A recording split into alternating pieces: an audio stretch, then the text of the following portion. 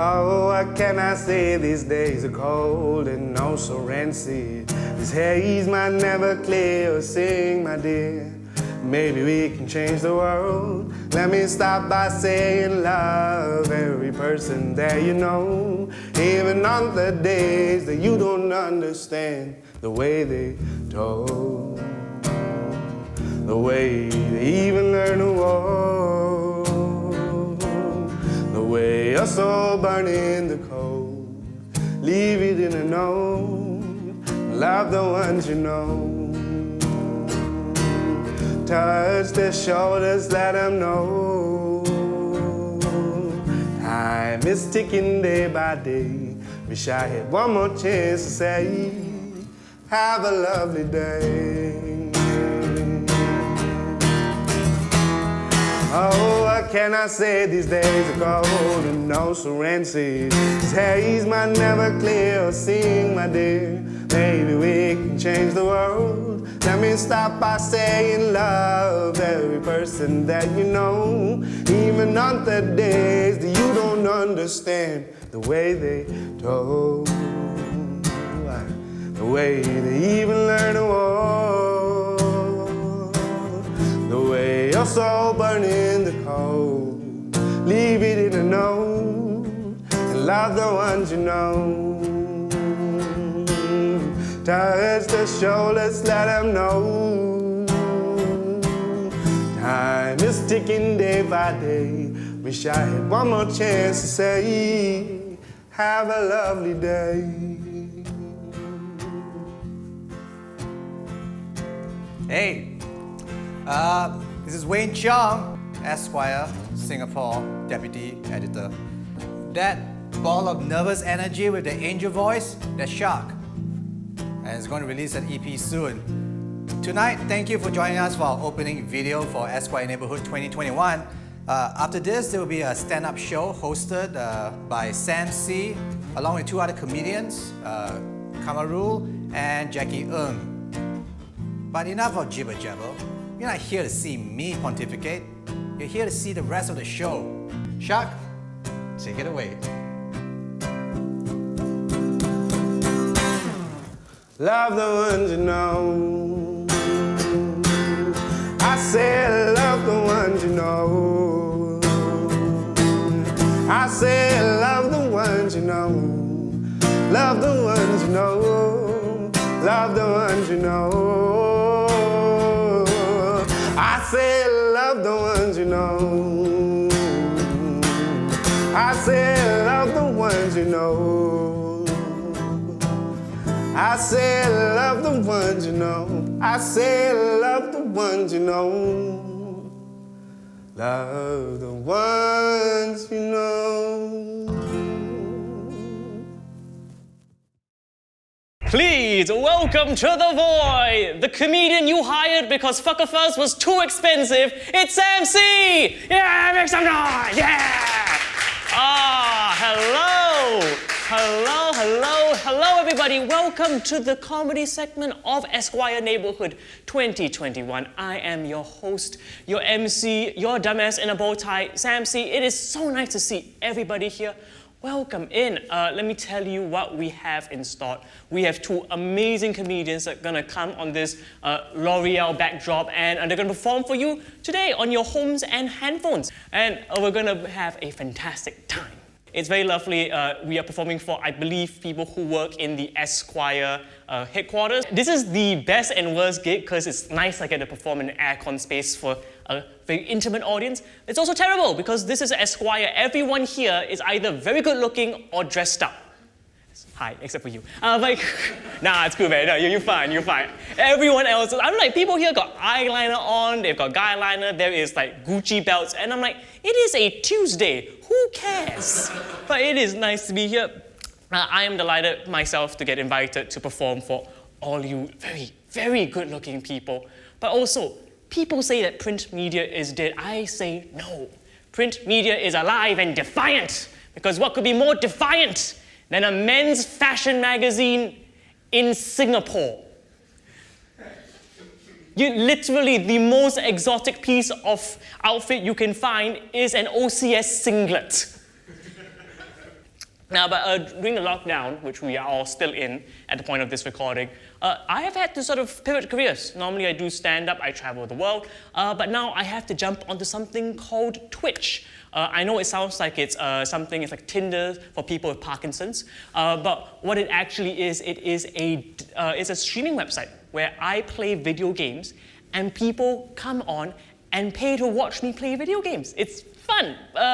Sometimes I gotta do dumb stuff, like I gotta wear a maid's outfit, I have to eat hot sauce, I have to wear a maid's outfit and eat hot sauce. But a lot of people tell me like, oh, why are you on Twitch? Why don't you go to where the real money is? Why don't you go to OnlyFans? Now, I'm very sure everyone here is of higher echelon. You might not know what OnlyFans is. You go to better websites. I need to explain. OnlyFans is a website where adults will come on camera. That's it.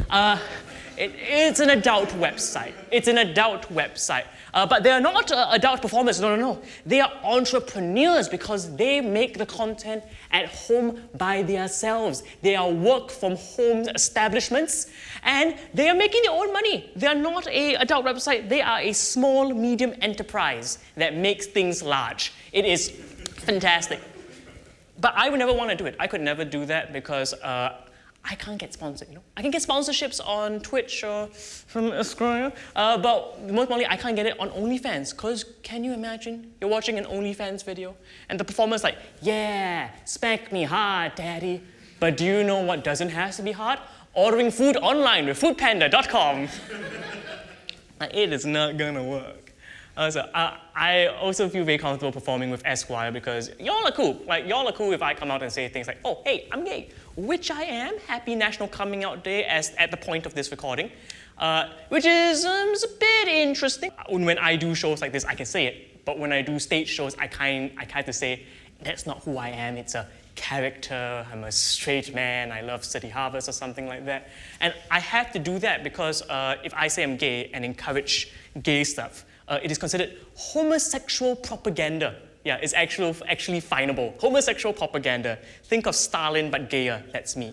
So for legal reasons, I am gay, but I am not. But I am, but I'm not, but I am, but I'm not.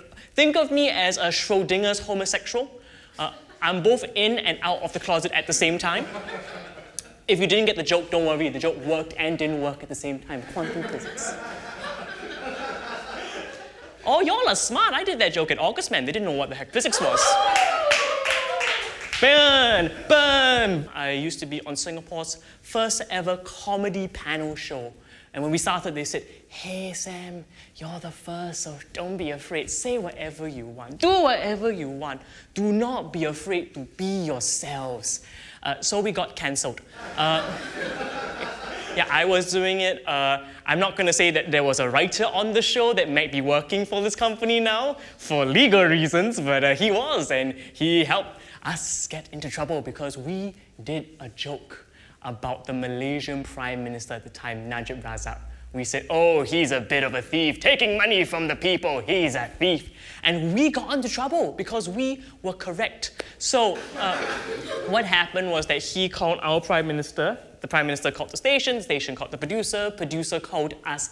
We had to apologize on air, actually grovel to Malaysia, which is interesting. Because of that, we are the first and only TV show in Singapore history that has had to make a formal apology to another sovereign nation. Yeah, which is amazing because no other comedian can brag about that. You know, every other comic is like, oh, I've got 1 million followers on Instagram, or I've sold out the Esplanade. And I'm like, oh yeah? Oh yeah? I started an international incident.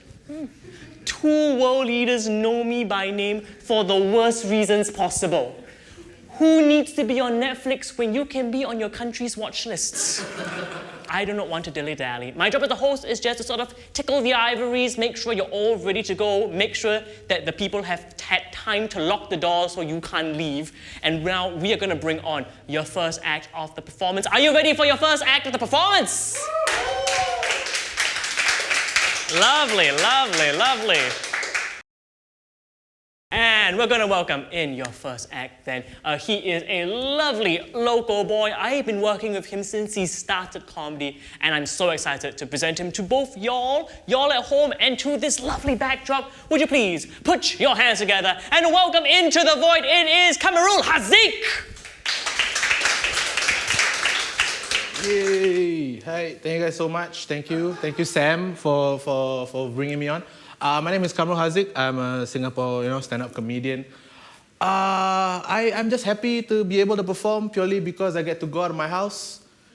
I just needed to go out. I just needed to go out of my house, because my mom's retired. My dad works, but not enough for me to not notice he's around, right? Still see him, it's too much. My brother works from home. My youngest brother, another younger brother, works, but then he has his own room, so it's whatever. I have to share a room with my brother, and that's during the pandemic, lockdown, circuit breaker. It's too many people in one room. That's two. It's government will crack down already if one more person enters that room, right?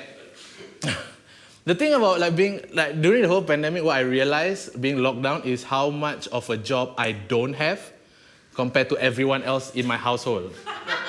Right?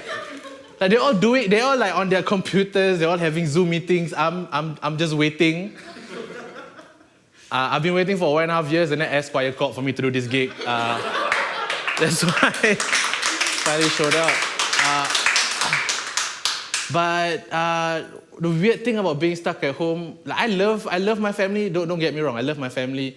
I'm just not in love with my family. I'm bound to. I have to love them. Like my mom. I love my mom, love spending time with her, but she's too much sometimes. Because she's a very, okay, here's the thing, I have to caveat this whole thing by saying that my parents did a great job with me, right? I think, right? Because, but they messed up. Every parent, whenever they have their kid, they messed up. Because I think, in order to raise, proper human beings, right, you need to have more than one child. Right? Because you have your first one, I found out when parents have their first child, they don't know what they're doing. Right? The first one, they don't know what they're doing, so they have to have so in order to raise proper children, you have to have more than one. Right? The first one, you do whatever you want. Drop him, right? Kick him, test out, do all your social experiments on him. Right? And then all the lessons you learn, you bring it forward to the second one, and then you raise proper human beings. So I was my parents' first child, right? But that's why I'm a comedian. I seek approval from strangers because they did such a fantastic job.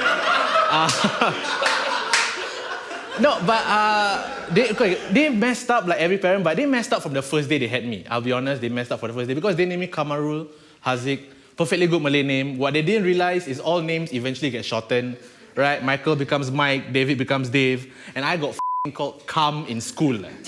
Right? I got called Kam in school, which was fine. Primary school, no one knew, no one cared. But then I went to secondary school, right? Boys are going through puberty, and boys during puberty are mean, especially to kids who are named Kam. Okay? Now, I was still a big guy, so they didn't bully me. They didn't bully me to my face or whatever. They talk shit about me behind my back, right? What they used to do is whenever I'm about to enter a room, they'll talk about me, and then whenever they see me entering a room, they just look at each other and go, "Hey, bro, shh." Just did that to signify that I was arriving, right? Nowadays I'm fine with that.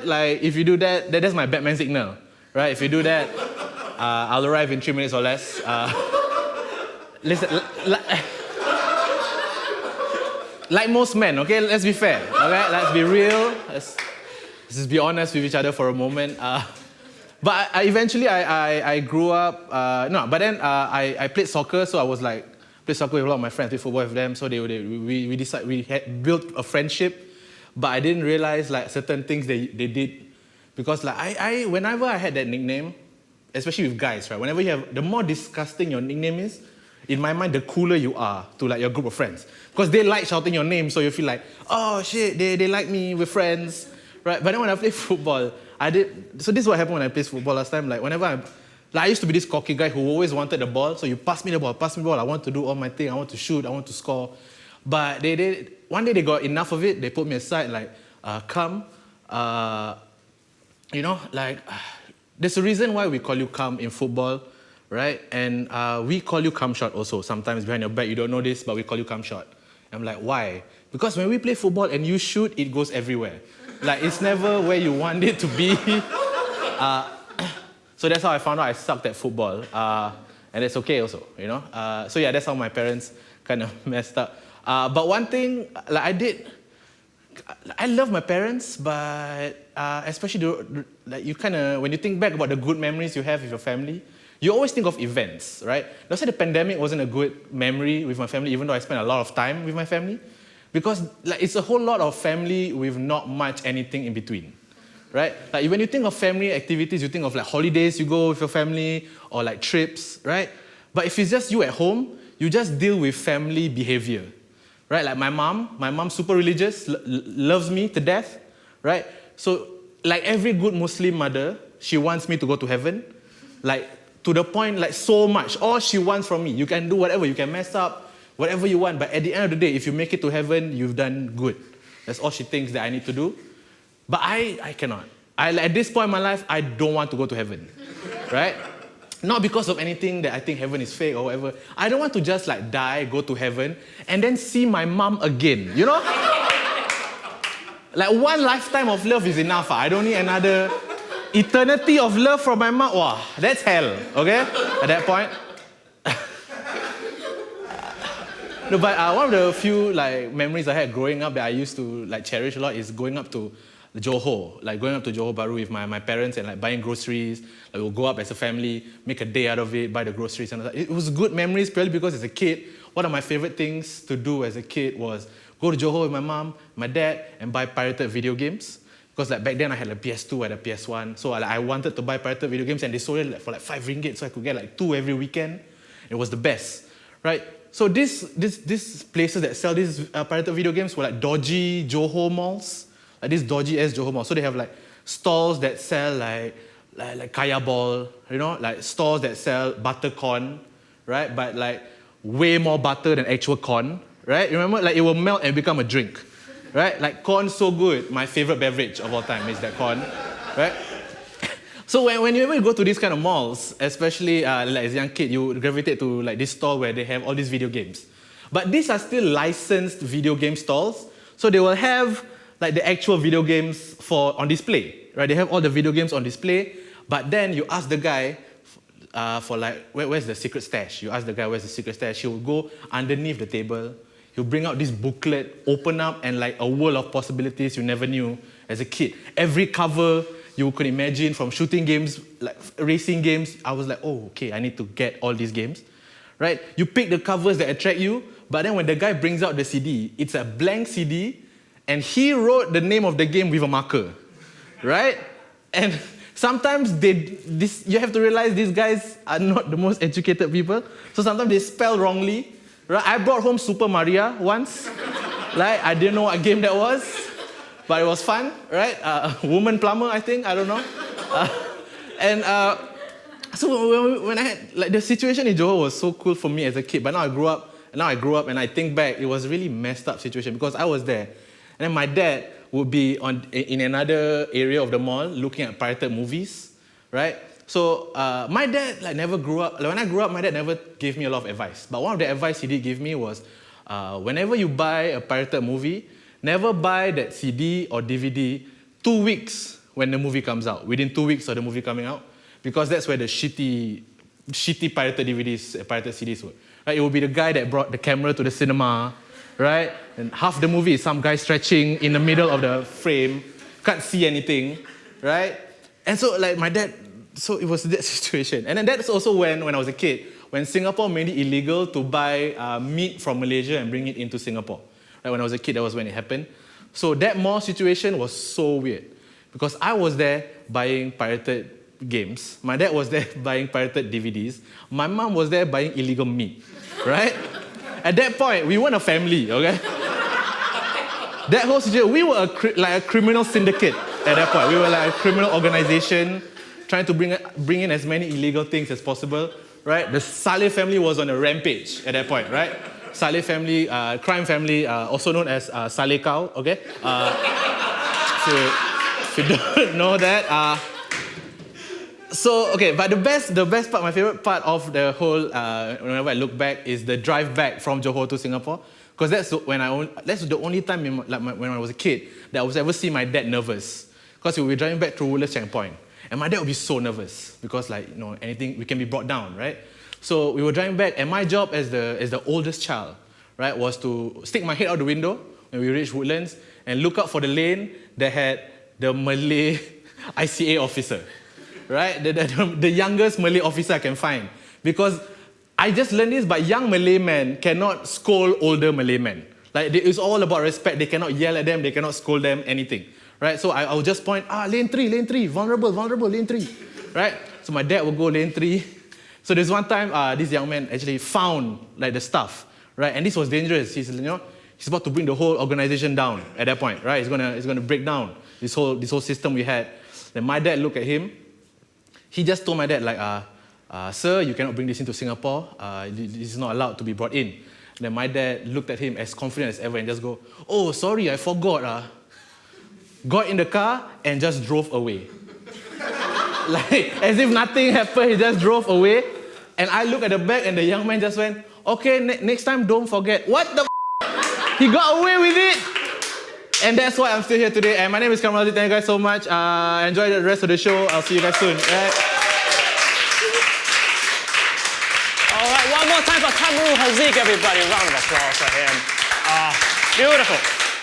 Now, folks, friends, we are about to move on to your final performer. He's an amazing act based in Singapore. He's been working here for years. He's moved his way up the card. He's now featuring on internet sketch shows. He's featuring on ads. He's now featuring at Esquire Neighbourhood 2021. Please put your hands together and welcome to The Void. It's Jacky.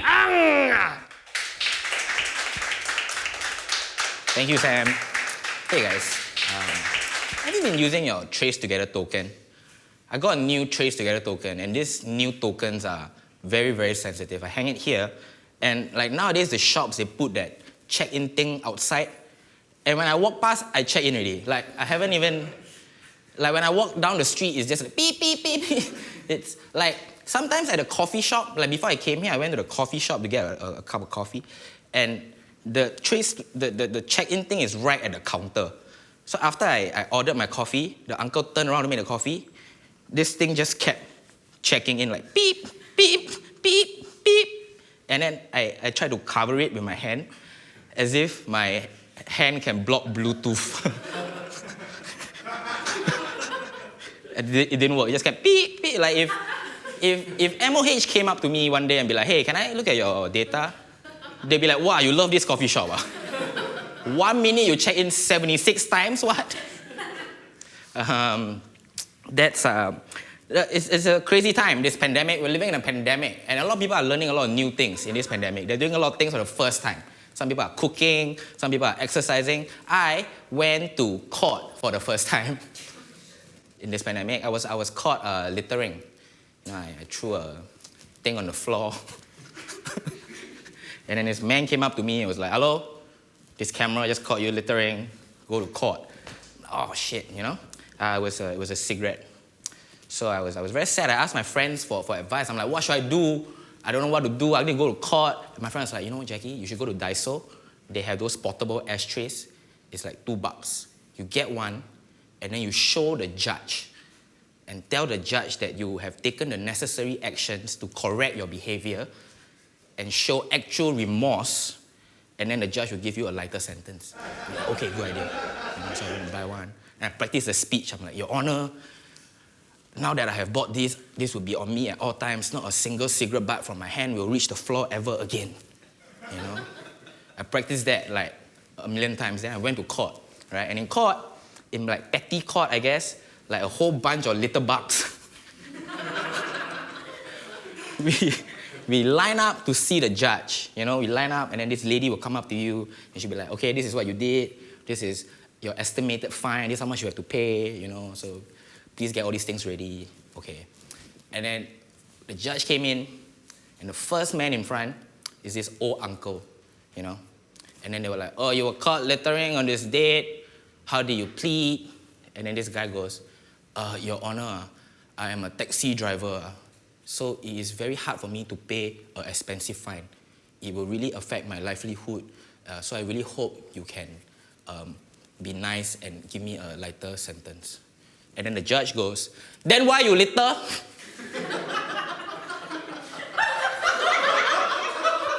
Why you litter, huh?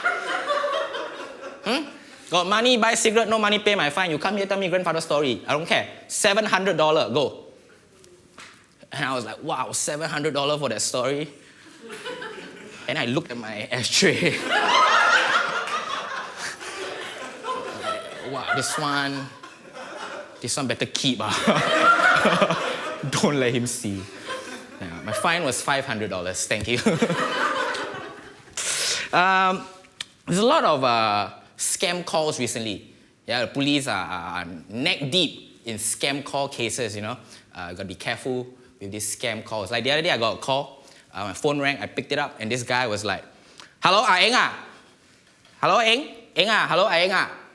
And I was like, hello? Excuse me? Hello? Hello? Hey, Eng ah? I ask you, Eng? Hey, Eng ah? I'm like, hello? Eng? Hey, Eng, you there or not? I'm like, hello? I think you got the wrong number.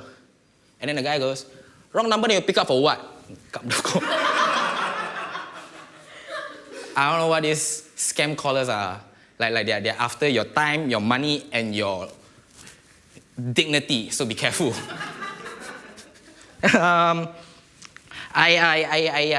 single. Surprise.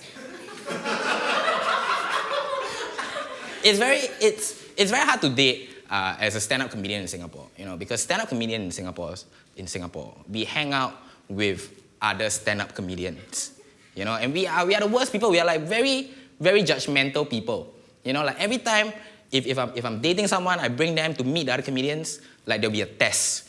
You know, my close friends and I, those comedians, they like to do this thing where they call it the boom boom pow test. Boom boom pow, if you don't know, is the hit song by the Black Eyed Peas. Boom boom pow, that song, okay?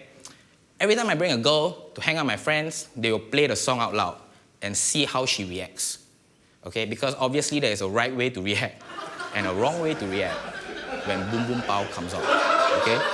They'll be hanging out, they'll play boom boom pow, and the girl I'm seeing starts singing along. She'll be like, gotta get. Gotta get. Gotta get. Like she sings along to that, and then my friends will be like, hey bro, cannot, this one. I'm like, guys, come on, like she's just vibing, like we're just hanging out, we're having a good, don't be a hater, okay? She's just having a good time, we all hang out together, like don't be a hater, you know? But then the song continues, and she continues singing. She's like, people in the house, if you wanna get there. And then I'm like, yeah, guys, cannot, this one, I really cannot. So yeah, that's why I'm single. I actually just went through a weird, I broke up, you know. I actually broke up like start of the year, but then recently, like maybe like 4 months ago, my ex called me, and then we were doing things again, and I was like, yeah. And everybody was like, you're gonna regret this. I'm like, no, I'm having a great time. And then like 2 weeks ago, I was like, I told her, I'm like, hey, I think I'm starting to have feelings for you again. And then she looked me in the eye and she was like, I'm sleeping with 2 other guys.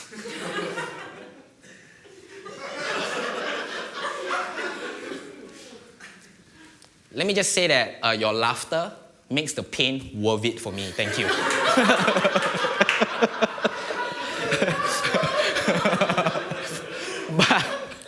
But you know, I was having a hard time with that. And so my friends, they told me actually, they say like, hey, Jacky, if you're having relationship problems, you can go and see a witch. There is a witch in Sim Lim Square. And she knows all these like love spells and stuff. And I'm like, wow, okay, I'm in so much pain right now. My heart is in pieces. The least I could do is go and find a witch. So I made my way to Sim Lim Square. I found the shop. Right, I went in and I expected to see a witch. I was like, hey, I thought that is what would greet me, but no, she's like a beautiful Chinese girl with red hair, this witch, you know. And then she was like, how can I help you? And I'm like, oh, you know, I'm going through this breakup. it's really tough, you know. I keep thinking about her, blah, blah, blah, you know. And she's like, okay, you know what you can do? You can do a cord cutting ritual. So if you give me a photo of her and a photo of you, I will tie a cord and then we will burn it and then like you will cut all ties with her. I'm like, okay, let's do it. Right? And then we went into the ritual room and then she was like, okay, I won't be doing the ritual for you. My new assistant will be doing it. I'm like, okay, witch, as long as you trust him, I will let him do it, you know. And then they were like, okay, can you give us some pictures? And I'm like, oh, I deleted all her pictures. And she was like, why? I'm like, because every time I see her face, I get reminded of her. And when I think of her, I'm sad. I don't want to see her, so I deleted all the pictures. And the witch looks at me and goes, I never delete pictures of my ex-boyfriends. And I'm like, why? And she's like, because I can use to curse them. I'm like, okay, I'm not asking for your number after this. But then in the end, we found like group pictures of me and my ex with my family, you know. So they zoom in the picture. They zoom in, it's very pixelated, but it's zoom in of the two of us, you know. And then the assistant, he picks out the picture, he cuts the hole. He cut the hole, he's supposed to tie a red string through it. Then when he cut the hole in my ex-girlfriend's photo, the hole was too small, the thread couldn't go through. So he tried to like expand the hole, then he ripped it by accident. He just went, out. Then he looked at me. Then he looked at the witch. Then he was like, how And then the witch goes, just go print another one. Go and print another one, right? And then they went to print another one, but because the picture was zoomed in, he had to zoom it in again. This time he zoomed it in even more, for whatever reason. So when the picture came in, it's like she came closer to me. This is a perspective joke. You gotta really picture the perspective in your head for this joke to work. So imagine if this is the picture, right? And her face is here. Like the zoom would be maybe like that at first, right? At first it's like that, right? Then it's spoiled already. Then another picture. This time it's like that. It's very close. Do you get it? Okay. So they did it. They tied the string, then they burned the string, and that was it. And then she was like, "How do you feel?" I'm like, "Oh, I guess I feel lighter. You know, I think, I didn't want to say anything offensive because she can curse people. I think this is great. Thank you so much. And then I went home, and then like 1 week later, I was just feeling really, really sad. And then I looked at her Instagram profile. I was just feeling very lonely. And then I accidentally liked her picture. Yeah. And then I was like, what the hell? I thought we cut the cord already. Why is this still happening to me? And then it has been a whole week, and my ex still hasn't contacted me. So I guess that ritual works. When I started on this joke, I was really insistent on making sure that when I conclude, I tell people that the spell works. Because I don't want people to think I'm saying bad things about this witch. Because I am very afraid, and I think she is really cool. My name is Jacky, guys. Thank you so much.